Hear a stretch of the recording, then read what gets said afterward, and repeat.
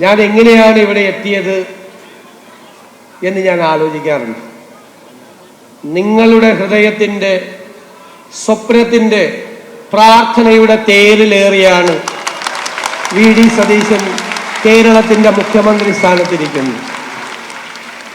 രാഷ്ട്രീയം മറന്ന്, ജാതിമത പരിഗണനകൾ മറന്ന് എനിക്ക് വേണ്ടി പ്രാർത്ഥിക്കുന്ന, എനിക്ക് വേണ്ടി വഴിപാടുകൾ നേരുന്ന, പള്ളികളിൽ പോയി മുട്ടുകുത്തി പ്രാർത്ഥിക്കുന്ന, എല്ലാ പ്രാർത്ഥനകളിലും പങ്കാളികളായ പതിനായിരങ്ങൾ, ഒരുപക്ഷെ എനിക്ക് വോട്ട് ചെയ്യാത്തവർ പോലും ഞാൻ ഈ സ്ഥാനത്ത് എത്തുന്നതിന് വേണ്ടി പ്രാർത്ഥിച്ചിട്ടുണ്ടെന്ന് എനിക്കറിയാം.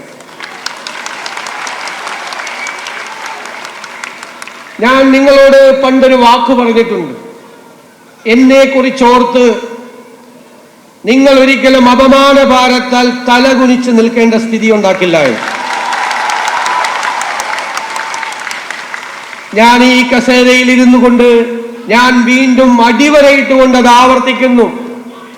ഒരു പറവൂരുകാരനും അപമാനഭാരത്താൽ തലകുനിച്ചു നിൽക്കേണ്ട ഒരു കാര്യവും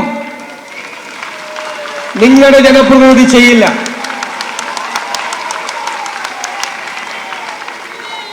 കേരളത്തിൽ ബഹുമാന്യനായ ശ്രീ മോഹൻലാൽ, ഞാൻ അദ്ദേഹത്തിന്റെ പ്രസംഗത്തിന്റെ ഓരോ വരികളും ശ്രദ്ധിക്കുകയായിരുന്നു.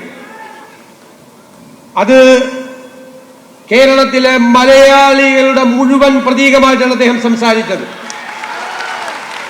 അതൊരു സ്വപ്നമാണ്. അത് കേരളത്തെക്കുറിച്ചുള്ള സ്വപ്നമാണ്. ആ സ്വപ്നം യാഥാർത്ഥ്യമാക്കാൻ വേണ്ടിയിട്ടുള്ള കഠിനാധ്വാനത്തിന്റെ, അർപ്പണബോധത്തിന്റെ മണിക്കൂറുകളും നിമിഷങ്ങളുമായിരിക്കും ഇനി വരാനിരിക്കുന്നത്. നിങ്ങളുടെ ജനപ്രതിനിധി അധികാരത്തിന്റെ പത്രാസിന്റെ പുറകെ പോകില്ല. പാവപ്പെട്ടവനെയും പാർശ്വവൽക്കരിക്കപ്പെട്ടവനെയും ഹൃദയത്തോട് ചേർത്ത് നിർത്തുന്ന ഒരു സർക്കാരായിരിക്കും കേരളത്തിൽ ഉണ്ടാകുന്നത്. ഓരോ നടപടികളും പാവപ്പെട്ടവന്റെയും ഇടത്തരക്കാരന്റെയും ജീവിത നിലവാരം ഉയർത്തുന്നതിന് വേണ്ടിയിട്ടുള്ള നടപടിയായിരിക്കും. നമ്മുടെ കേരളം മനോഹരമാണ്. ദൈവത്തിന്റെ സ്വന്തം നാടാണ്. അതിനെ ലോകത്തിന്റെ മുന്നിൽ ഷോക്കേസ് ചെയ്യുക എന്നത് നമ്മുടെ പ്രധാനപ്പെട്ട നടപടികളിൽ ഒന്നായിരിക്കും എന്ന് ഞാൻ ഉറപ്പു നൽകുന്നു. നമ്മുടെ ഈ മനോഹരമായ അറബിക്കടൽ, ഞാൻ പറഞ്ഞു നേരത്തെ, അദ്ദേഹം സിംഗപ്പൂരിനെ കുറിച്ചാണ് പറഞ്ഞത്. സിംഗപ്പൂരിന്റെ പ്രത്യേകത എന്താ? അതൊരു തുറമുഖ നഗരമാണ്. കേരളത്തെ ഒരു തുറമുഖ നഗരമാക്കി മാറ്റാനുള്ള കൃത്യമായ പദ്ധതികളുമായിട്ടാണ് ഈ സർക്കാർ നിൽക്കുന്നത്. 2 പ്രധാനപ്പെട്ട അന്താരാഷ്ട്ര തുറമുഖങ്ങളും, ഒരു കണ്ടെയ്നർ ടെർമിനലും, 17 മിനി പോർട്ടുകളും, 600 കിലോമീറ്റർ അറബിക്കടലുമുള്ള ഈ കേരളത്തെ നമ്മളൊരു തുറമുഖ നഗരമാക്കി മാറ്റും. തുടങ്ങും ഇപ്പോൾ തന്നെ. 4 അന്താരാഷ്ട്ര വിമാനത്താവളങ്ങളുള്ള കേരളം ഇന്ത്യയിൽ ഏറ്റവും കൂടുതൽ ഏവിയേഷൻ പ്രോജക്റ്റുകളുള്ള സംസ്ഥാനമാക്കി നമ്മൾ മാറ്റും. എന്റെ കുഞ്ഞുങ്ങളെ, നമ്മുടെ കുഞ്ഞുങ്ങളെ വിദ്യാഭ്യാസം തേടി, തൊഴിൽ തേടി ലക്ഷങ്ങൾ അവർ വിദേശത്തേക്ക് പോകുന്നതിന് കുറവ് വരുത്തും.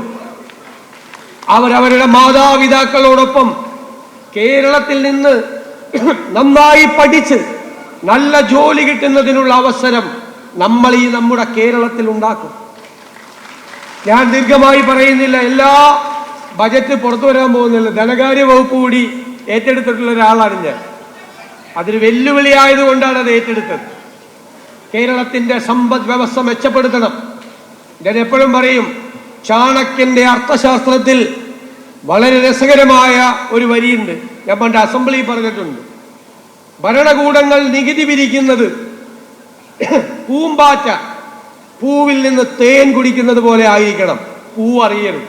പൂ പോലും അറിയാതെ, ജനങ്ങളെ ദ്രോഹിക്കാതെ, ജനങ്ങളെ പ്രയാസപ്പെടുത്താതെ നമ്മുടെ സമ്പദ് വ്യവസ്ഥയെ നമ്മൾ മെച്ചപ്പെടുത്തും.